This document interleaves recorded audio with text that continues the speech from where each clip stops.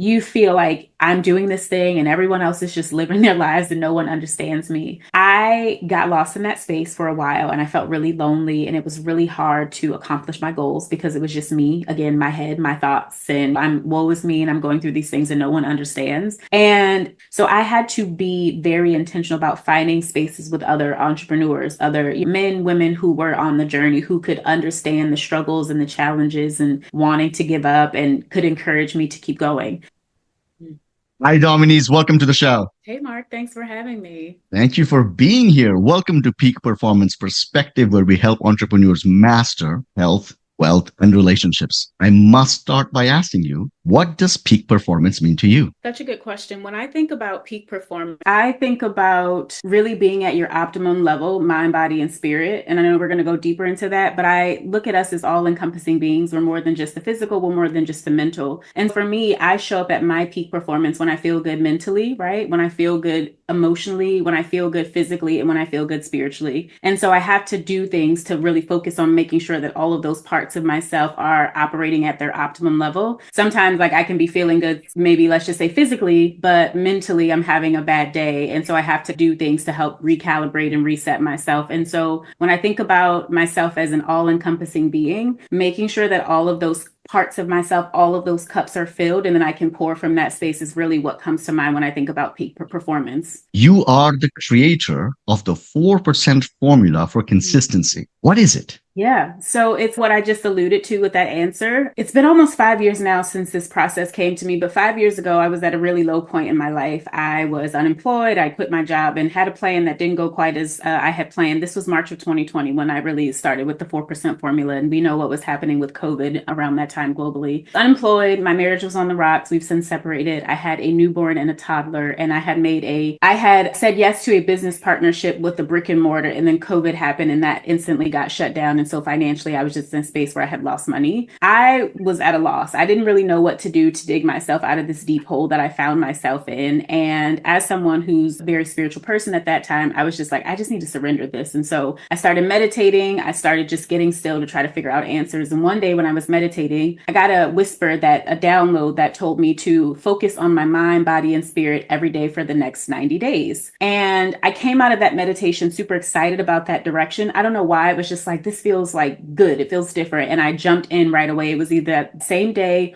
or maybe the next day. And I started doing this process of every day I was focusing on doing things for my mindset, doing things, moving my body physically, and really just spending time with myself. That's what I think about when I think about the spiritual piece of things, really focusing on cultivating that relationship with self. And in the beginning, I'd never been consistent with anything. And so the first maybe 3 weeks or so, I really struggled with doing these things every day, but I kept doing it. I kept pushing myself, and I had a daily accountability process that really helped to hold me accountable. And a shift began to happen after that 3 week period. And I started to feel better. I started to feel different. Fast forward to the end of that 90-day challenge, I was doing it by myself. I felt like I was alive for the first time. And you never really know that you're living in autopilot or sort of existing in a fog until you come out of that. And so I came out of that, and it was literally like, for the majority of my adult life, I'd just been coasting through life, not really just complacent, but not realizing it. Physically, I'd lost about 15 pounds. And for me, someone who struggled with my weight for most of my life, that was a big deal. And it wasn't hard. Like, it wasn't a hard weight loss. It was just like feeling better, doing the right things. And my body was responding to that, really allowing myself to go through that healing process. Mentally, I had so much more clarity. It was like the answers that I didn't have before I started, I had answers. And spiritually, I just had a greater sense of myself and a greater sense of purpose. And that really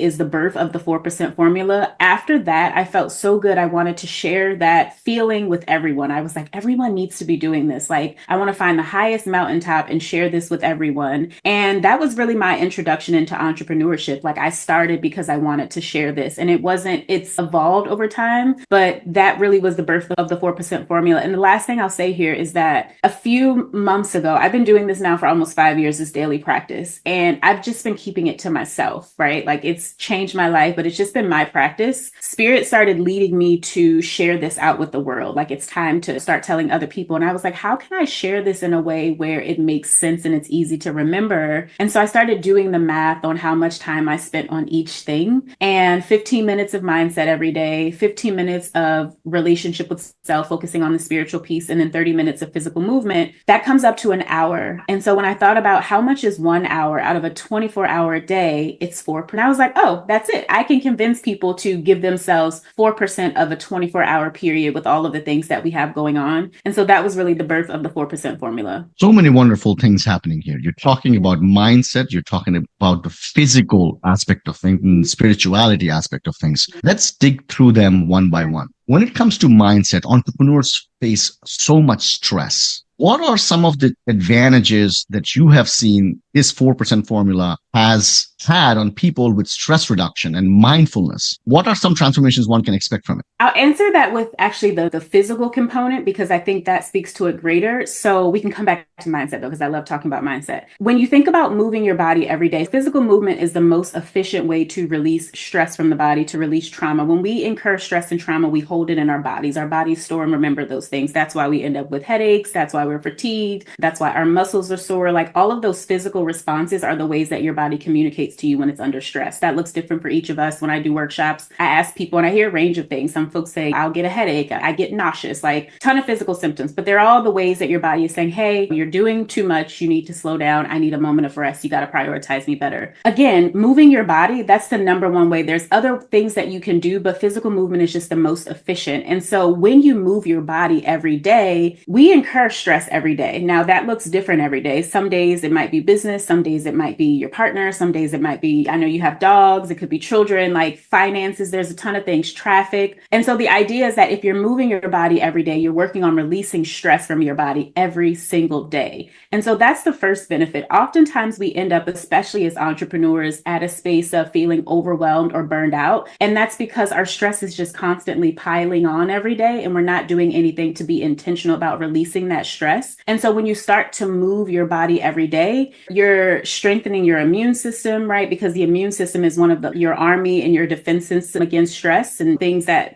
you incur. So you're strengthening your immune system. You're also building your emotional capacity. And what I mean by that is that I get stressed, but I haven't been overwhelmed and burned out the way that I used to in years, because every day I'm almost like hitting the reset button. And so I'm emptying my tank from yesterday with any of the stress or drama that might have incurred. And I'm starting new with this process. And so that's one of the greatest benefits I would say for entrepreneurs, is because we're dealing with a lot and it's easy to burn out in the process if you aren't prioritizing yourself. And so when you start to move your body every single day, not only do you feel good with the release of those endorphins, but you're also working to not have your stress pile up and becoming overwhelming for you. What do you think is it that causes us to want to take care of everybody else in the world other than ourselves? That's a great question. I honestly think that it's a lot of our programming and conditioning. I would say as women at a very young age, we are programmed, all of us, but again, especially when we're programmed to be nurturers and to care for others. And we receive these messages that if we care for ourselves or put ourselves first, that it's selfish, right? And that is a part of, when you think about the mindset piece, so much of personal development is unlearning, because as children and young adults, we are just do as we told and we do as we see. And so we see other people around us doing things and we just think that's the norm. And so if you didn't grow up in a household where your parents or your caretakers prioritized care and you saw them always giving and doing for other people and not really caring for themselves, that becomes your norm and your stand. Again, as a woman, that's what I saw growing up. My mom never prioritized herself. She was always exhausted. She was always giving and doing. And if there was anything left over for herself at the end of the day, she would maybe do something. But I didn't see that a lot. And so I learned, right, at a very young age, that was just how things are, right? Like you give, you care, you focus on external relationships and all of those things first, and then you focus on the relationship with self. And so I think a huge part of our thought process is never really questioning, because we don't have that level of awareness, never really questioning our thoughts, our beliefs, our paradigms about how we care for ourselves, and falling into the belief that it is selfish to put ourselves first. And I always tell people that the last 5 years for me has really been in an unlearning of all of that, because I've taken that and I've flipped that thinking. And what I know to be true now is that when you focus on yourself first before giving to others, and I'm sure you can attest to this also because I know that you're active, you feel better and you show up as a much better version of yourself as a result of that. And so as a result of prioritizing myself first, starting my day with focusing on myself, I'm a better entrepreneur, I'm a better mom, I'm a better friend, I'm a better daughter. Like I'm just a better version of myself. And so I think for most people, it's unlearning that it's selfish to take care and prioritize ourselves first. That has to happen. And that's where the mindset work comes in. Conditioning is a Yeah. real thing. You Yeah. talked about how, as people, sometimes women, we're conditioned to not prioritize ourselves because that's what we're seeing from our parents, those who are around us. So therefore, we start thinking that, oh, we are not that important. But we also condition people around us. So you are in a marriage and you have a couple of kids. And because of the previous version of you, let's say, was conditioning the environment, conditioning your husband to be in a way that, oh, she just takes care of everything. Yeah. Now this person goes through a program with Dominiece and she realizes, you know what? I need to prioritize myself. But you've conditioned your husband to rely on you for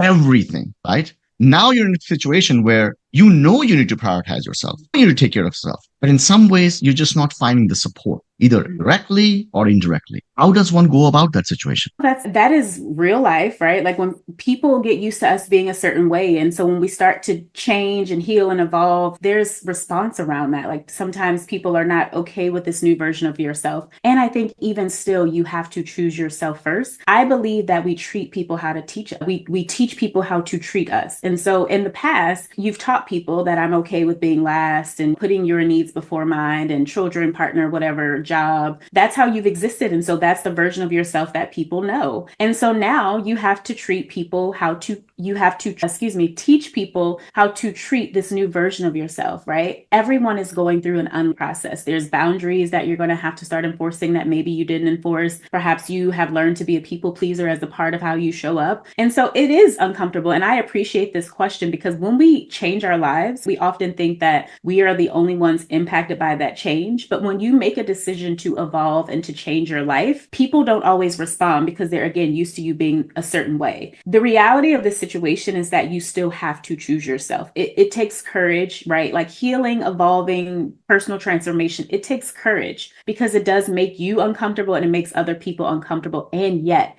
you still have to say yes to yourself. So now maybe it's sitting down with your partner and letting them know, hey, I'm really working on being a better version of myself. I haven't felt good about myself in X amount of years. I haven't felt good about my physical appearance. I haven't felt good mentally. And I am really focusing on prioritizing myself. And here's what this is going to look like, right? Like I believe in working as a team. I'm gonna work out and I'm gonna need your help with the kids, or I'm gonna be in a program and I'm gonna need more support around the house. It's about getting people bought in and on board, I think is a part of that. Having conversations with your children. I talk to my children and when I'm having a hard day or when I'm going through something that's going to require more of me, I sit down and I talk to them. People, I think, will support us if they understand the why behind what we are doing. Not always, and that's okay too. But I think sitting down with the people that genuinely care about you, husbands, children, wives, partners, if you sit down and have a conversation and you really talk about the why of why this is important, most people that care about you are going to be bought in and they'll be on board. And then honestly, the other part of that is that sometimes when you make a decision to change, you lose people in the process. I've lost friendships and relationships as a result of evolving, and I've still made the choice to move forward with that evolution because it's important for me, because I'm clear about who I want to be, and I'm dedicated and committed to becoming that version of myself. And so I think that's a both and. I think that you can get buy-in from the people close to you, right? Get them on board, ask for their support, talk about the type of accountability you need, maybe see if they want to go on this journey with you. If they don't, that's okay. We can't force people, but see if they can provide accountability to you. And then you also have to recognize that everyone's on their own journey. And so maybe they don't want to be a part of this process, but they can still support you. And hopefully they do support you and it doesn't have to be a loss of a relationship. But I think that's such an important question because I'm sure anyone who's listening to this podcast that has gone through some sort of evolution can probably attest to. I think I've heard you talk about that. Like when you decided that you were going to change your life, you had a group of friends, right? And you started saying, I can't do these things anymore. And they had resistance to that because they knew Mark as a certain person. But Mark, you still made that choice to move forward. And so your why has to be so deep that regardless of what anyone else thinks, if you're making that choice, you have to choose yourself in the process. We don't change things we have learned to tolerate, right? Mm. And sometimes we learn to tolerate certain things about ourselves, and therefore we don't have the drive. But then, like you're saying, at some point, we do realize things need to change. And sometimes it's easy when it's white or black, how we talked about. We sit with our partner and we talk to our partner and say, I need your support in this. And the partner says, yes, babe, I'm 100% with you. Let's do this together. Life is wonderful. The other side, you sit with your partner and the partner says, yeah, I don't really care. The way you are really serves me, and all I care about is me. So please don't change. That's very simple as well. You know, this relationship is not going to work out because this person doesn't care. But almost always, most people find themselves in the gray where they sit down, their partner does truly love them. And the partner says, yes, babe, I will do this for you. They have also been conditioned, and they are also a creature of habits. And they end up making promises that they end up breaking, whether willingly or unwillingly, because of their own behaviors and how they are. If a client is going through this, where they're truly in a loving relationship with somebody, they've been married for 20 years, and the one partner is conditioned to being a certain way, and they're saying, yes, I will do this, I will do this, I will do this. Countless husbands in America are still trying to figure out how to take the trash out on time. They still haven't been able to figure that out. So their partners were like, I want to do this because of their own lackings or whatever. They keep making promises and they keep breaking promises, but not intentionally enough or harmfully enough that you just leave them. So if a client comes and tells you this, or if somebody's listening to this, are some tactics or advice you would do to just get this a little bit better? Is it more communication? Where does the answer lie? I'm really thinking about the way that I want to answer this, because I will say for me, I had been married for, by the time we worked on separation and divorce, we were at 7 years, but I had been married before becoming this new version of myself. But we've been together 17 years, like married for 7, in each other's lives for half our lives. And again, my ex-husband knew me as this version of myself. I was a very unhealed version of myself. There was a lot of unworthiness there. And so there wasn't like outward facing resistance about me making the decision to change my life. But I felt like the more that I grew and evolved, I felt like there became this gap and this distance almost between us. And it got to a space where it was no longer something that I was able to just ignore and hide and pretend that it wasn't happening. I was very focused on personal development and self-growth and growing and mindset and changing my paradigms and conditioning. And I just felt like the more that I grew into this version of myself, the more distance came between us. And again, I think that this is a very real part of transformation, right? You cannot talk about transformation, especially if you're in a committed relationship with someone, and not talk about some of the side effects of what that can do to your partnership. And so, yes, you might have a partner who hopefully is on board with you and they're like, I'll work out with you, I'll do all the things with you, but that is not always the case. And I think case by case, it becomes making a decision of how important is this to you and what are you willing to sacrifice? Because every change, transformation, there's going to be sacrifice, whether it's time, whether it's going out with friends, whether it's not doing the fun thing to do something else. It's always going to be a sacrifice. And so you have to think about how much are you willing to sacrifice to become the version of yourself that you are desiring to be, even if that means a shifting relationship or the relationship with your partner maybe changing. Maybe you've been with someone who's been complacent and y'all have been complacent together for 2 decades. And now that you're deciding that you no longer want to live that life and you want to become this version of yourself that you feel deep in your heart, you recognize that this person isn't willing to go along with you. That's a really tough question, I feel like, because people who get into that situation, you do have to think about, are you going to choose yourself or maybe choose what your partner wants? And it goes back to me, like my why was so deep. I knew what I was working on and I wasn't willing to compromise that for anyone else, but that was my choice. And so I don't think that there's a blank way to answer that statement, because someone else listening to this might not be willing to shift a relationship with the person that they've been with for 2 decades. But I knew for me, I have this vision of myself and the type of impact that I want to make in the world and the woman that I desire to become. And I'm so committed to working on every single day, showing up and being the best version of myself to get to that space. And so I wasn't willing to allow anyone else to hold me back from that process. And so it was a tough decision to realize that this new version of myself was no longer a fit in my marriage and to decide that I was going to walk away. And again, it's really tough to answer that because I think it comes down to each person and each relationship and what feels good for them. But who we are when we say yes to things, like when we begin to evolve and change, that changes, right? And so a part of this, I do think, is communication. Maybe it's counseling and therapy for your partner to now get on board with this new version of yourself. But sometimes you're in relationships with people who are not interested in changing at all and they don't want you to. And so that's a really tough decision to make about, are you going to choose yourself, or are you going to stay in a situation where you're stifling your growth, where you're boxed in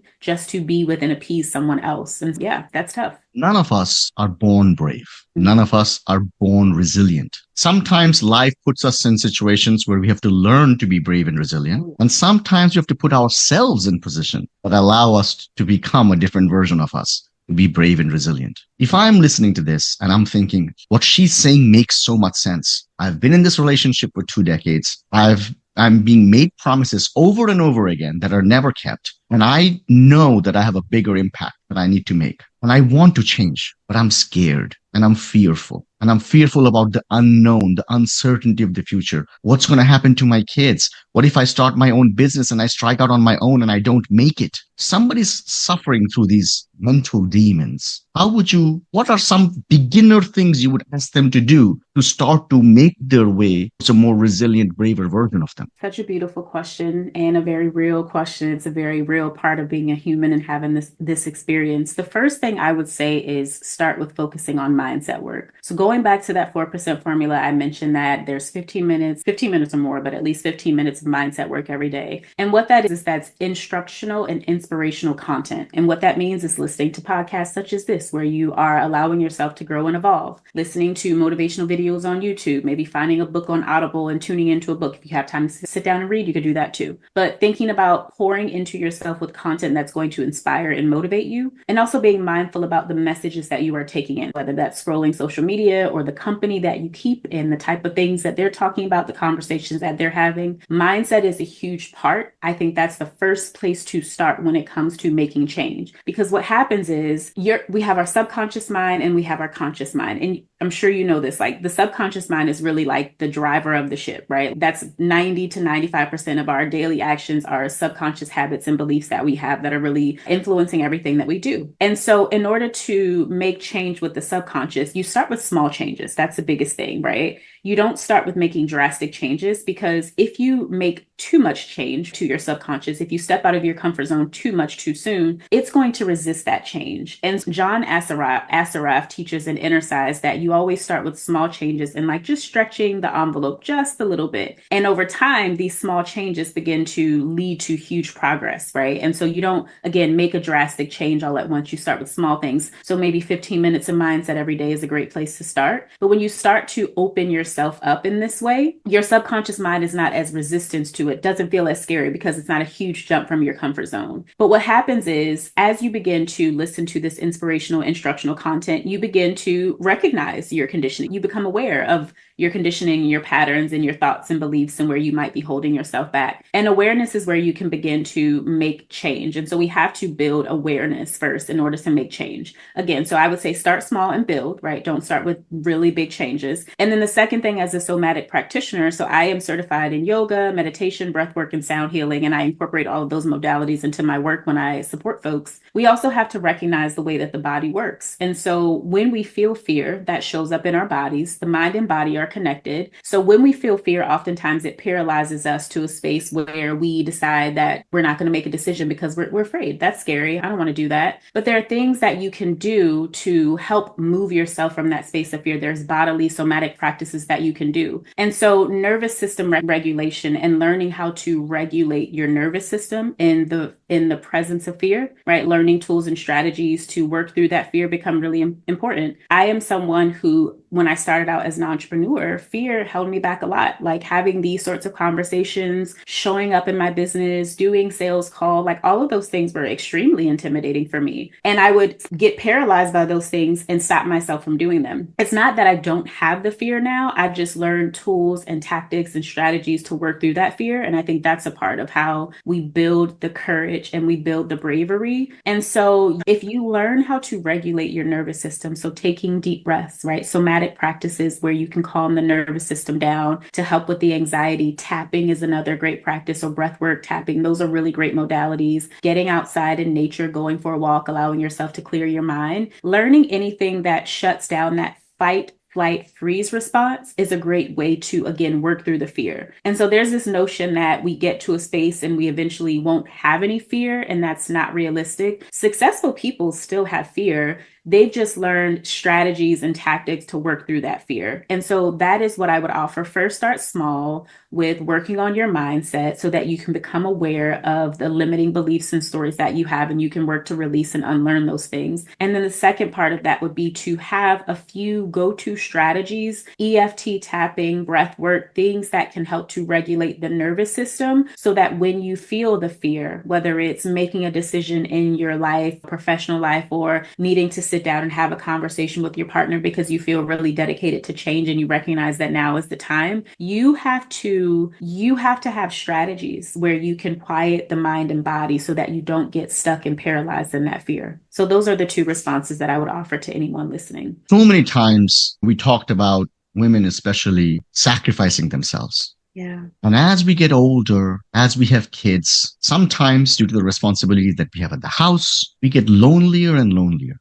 Mm. We get more and more separated from other people. What role does community play in personal transformation? And how do you foster connection through the work that you do? That is, wow. When you think about some of the greatest, I would say, struggles of entrepreneurship, that loneliness and isolation is probably at the top of the list. So many folks can probably attest to that who are entrepreneurs or solopreneurs. And that was definitely my case when I first started out. I felt like I was on my own island. And then when you're going through your own personal transformation in the midst of entrepreneurship, which like oftentimes forces you to go through self-development, you feel like I'm doing this thing and everyone else is just living their lives and no one understands me. I got lost in that space for a while and I felt really lonely, and it was really hard to accomplish my goals because it was just me, again, my head, my thoughts, and I'm woe is me and I'm going through these things and no one understands. And being intentional about cultivating community has been one of, I would say, the greatest factors in me showing up every day and continuing to do this work. So I had to be very intentional about finding spaces with other entrepreneurs, other men, women who were on the journey, who could understand the struggles and the challenges and wanting to give up and could encourage me to keep going. So locally, I found a entrepreneurship program, a women's entrepreneurship program. It's called The Well here in Baltimore. And I joined that program, and it's literally just women entrepreneurs that have come together. We're all working on different businesses, but we're able to sit down every month and have mastermind sessions and offer tips and strategies for how we can get over challenges and obstacles that we're having in our businesses. And that's been a really great space for me to be a part of those sorts of communities. I also am in a group text message group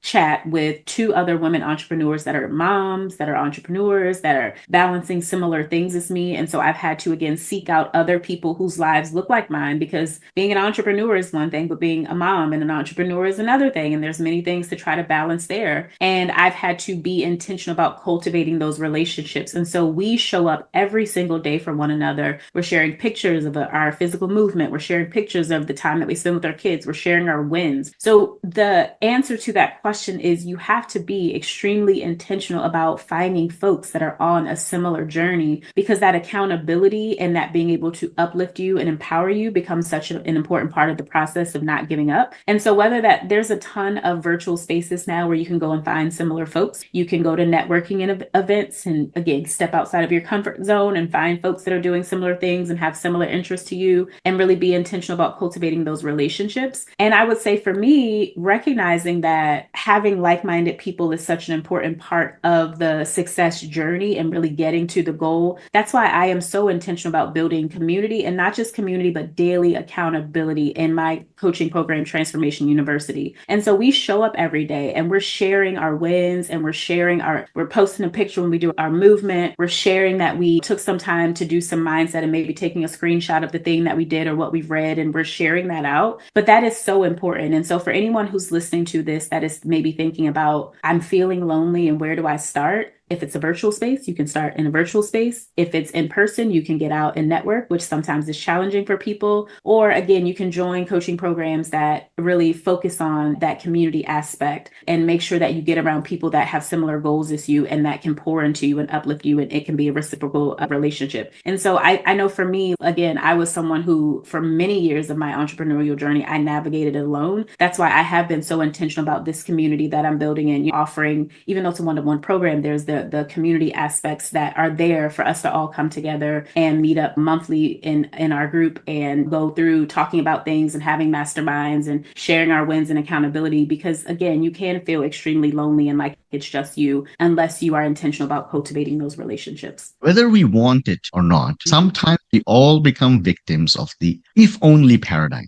If only I had started this when I was younger, I would have been more successful. If only I had money to start a business, I would have done it. Or women sometimes. I have kids now. I'm a mother now. I have responsibilities now. If only I would have started this when I didn't have kids, I perhaps would be successful. You are someone who has overcome all of those if onlys. Yeah. But I want to specifically focus on motherhood. How has becoming a mother influenced the way you approach work and balancing your personal and professional life? Yeah, I love and appreciate you for asking this question. The first thing that comes to mind with me is that oftentimes we feel like our lives have to be separate. And so we try to silo things out. One of the greatest things that I have done is I pull my children into my life. And I co-parent because right now my ex-husband and I are separated. And so we split our children 50-50. And so it's 1 week on and 1 week off. The weeks where I have my children, I can easily have that as an excuse for why I don't do things, but I bring them into my world. And not only is that beneficial to ensure that I still meet my goals, but it is also exposing my children to living a healthier life and being active and entrepreneurship. I'm bringing them in as opposed to feeling like motherhood is here and self-care is here and business is here. So we go out and we move our bodies. We go on walks together. They're on their scooters or their skates, and I'm still able to get my movement in as opposed to using my children as an excuse for why I can't do the things.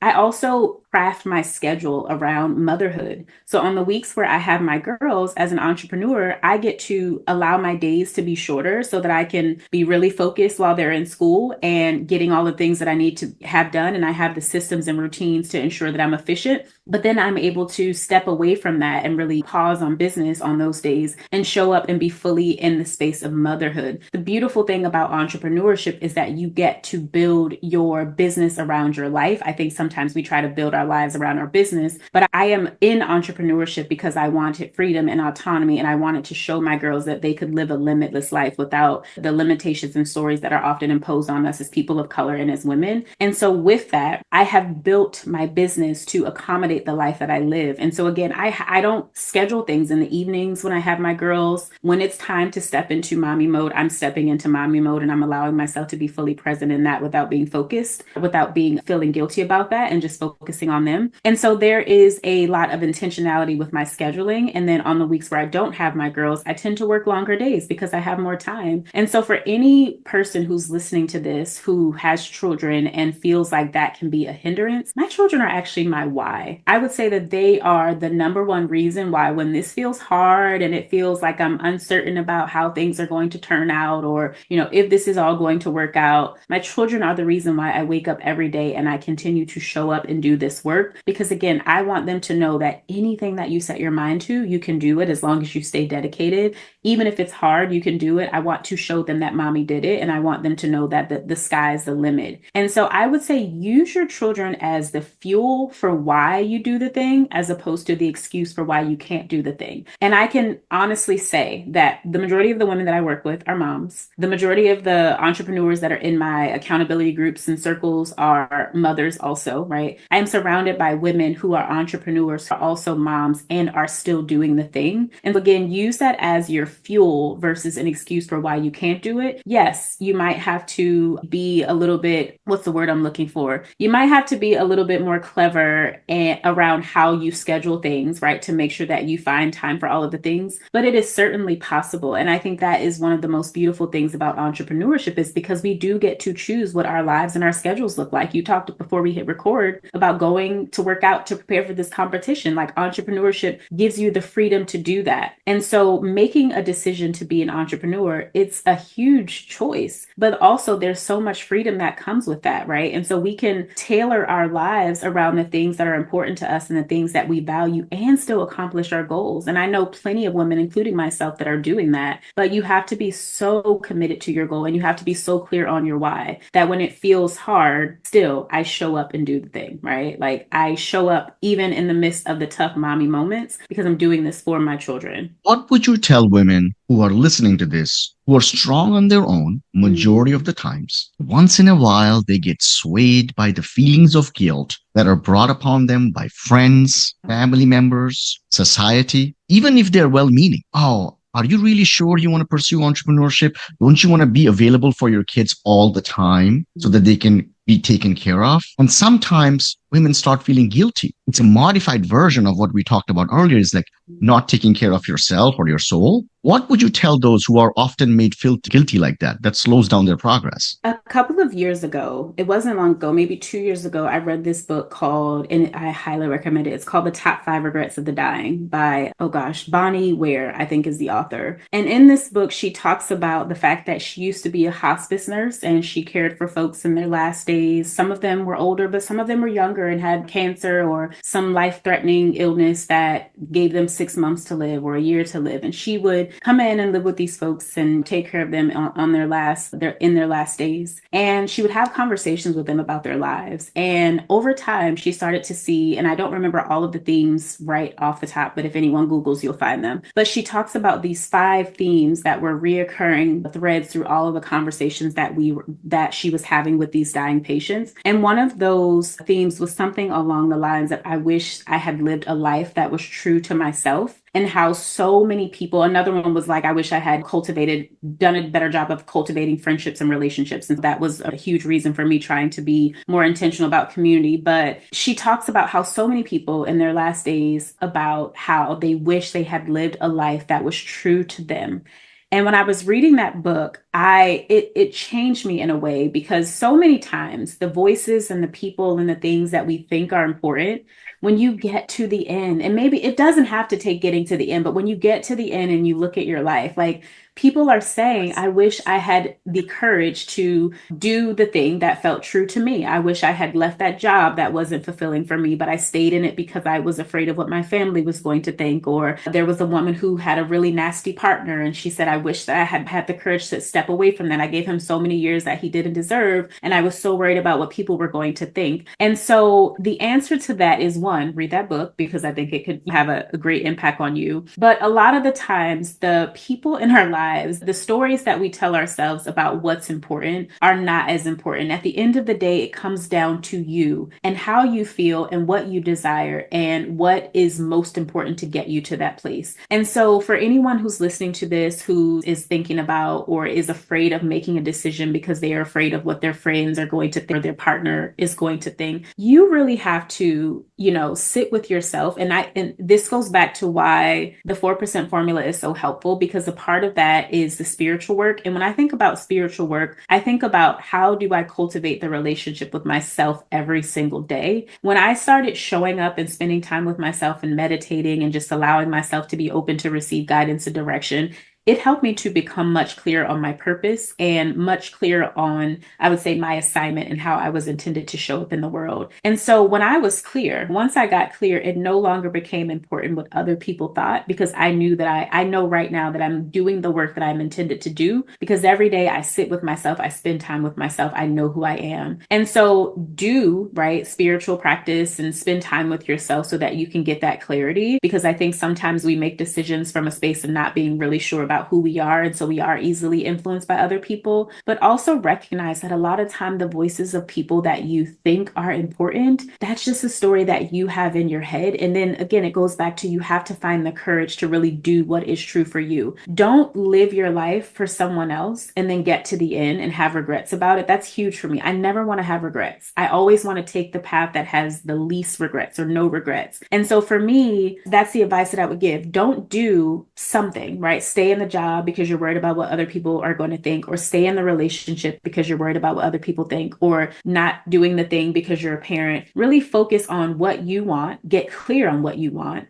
and then have the courage to really live that life. We've talked about courage being built in some of the practices that you can do to make decisions and regulate the nervous system to live and walk in those decisions. But have the courage to do what feels right for you so that you don't lose time or get to the end and then have regrets about the process. That would be my answer. You always have to choose yourself. And yes, there are going to be people that try to sway you based on their lives and what they think. Those are their thoughts and their beliefs. And you have your thoughts and your beliefs. And if it feels good and it feels true to you, then you have to go with what feels true and authentic to you. And that, I believe, is when we talk about like why the 4% formula is so impactful. It gives you clarity. Like you've become so clear about who you are and what your purpose is. And you're doing mindset work every day. And when you start to do mindset work, you give yourself permission to question the things, the thoughts, the beliefs, the paradigms that you're holding, to think about what aligns with who I want to become, and I can keep those thoughts and beliefs. And then what are some of the things that I'm holding that maybe I need to let go and release because they no longer serve me? When you start to do this practice every single day, it really opens you up to sit with, it could be therapy as a part of the process, right? Talking to someone and processing, but it really opens you up to allow yourself to release some of these thoughts, beliefs, and patterns you're holding that aren't serving you, that aren't getting you closer to the person that you truly desire to become. Life, we're either running away from the mistakes we have made in the past, or we're afraid to move forward because of the uncertainty of the future. You are showing people, not through just your words and your program and through your university, but also by living your life in a way that one must choose themselves and move past the fear of the past, mistakes of the past, and the uncertainty of the future. And I love that. Thank you. We all see the world through our own eyes. And at the moment, you're wearing glasses, and I used to have glasses. But if we switched glasses, neither of us would be able to see, even though we both have glasses, because I see the world through my eyes, you see the world through your eyes. So what I really like about you is that you're not trying to force somebody to see through your vision and eyesight. You're allowing them cultivate their own vision, craft a life that serves them. It's an honor and a privilege meeting you and talking to you and getting a glimpse into your life and understanding how you impact countless women through your programs and through your work. Any last words for audience members? First, I just want to say thank you for seeing me. When you see this version of myself, if you had met me 5 years ago or 7 years ago, I was a completely different person.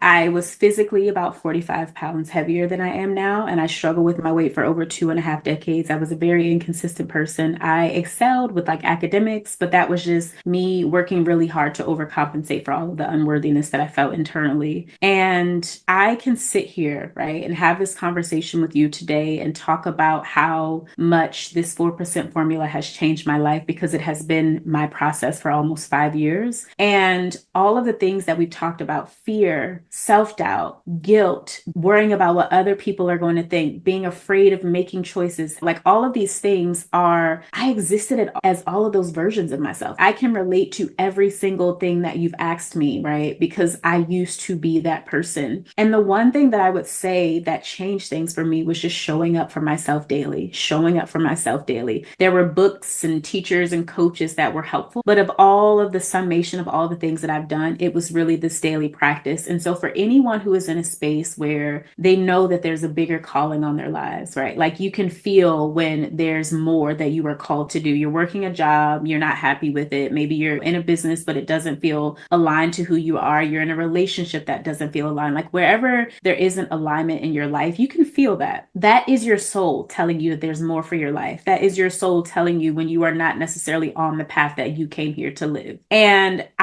there wasn't anything drastic that I did. I just committed to showing up for myself every day for this 1 hour. And I am so passionate about sharing this because I've seen the ways that it's changed my life and it's enhanced my life. And so that would be the thing. Know that wherever you are, you can change, right? Like I've met thousands of people at this point, had conversations with people who have changed their lives. You can change, but it's in your small daily practice where that change comes. It's nothing drastic that you have to do. You can start today with listening to something like this or listening to something inspirational and instructional. You can start today with meditating, journaling to get clearer on who you are. You can start today with moving your body. These were small changes that I committed to every single day that are the reason why I'm here and able to have this conversation and to be so strong in my belief that it's possible for anyone. And so that would just be what I want to leave folks with. Wherever you're starting, whatever version of yourself that you envision, it's possible. You just have to commit to doing the small steps every single day. There are some teachers who just talk about doing things, and there are some teachers who actually do them and show that it's done, can be done, and others can do it too. You obviously fall in the latter because suffering teaches us wisdom that books just don't. And you have suffered. You have suffered through all the things that we have talked about, and you have become a victor, and you're on the other side. And even though this is a lifelong journey, there's so much value in seeing somebody who has overcome something that we are going through now, because it gives us hope, it gives us inspiration, and it gives us tactical knowledge on what we need to do to get out of our situation. Thank you so much, Dominiece. It was a pleasure speaking to you. Mark, thank you for having me. It was such an honor to chat with you today.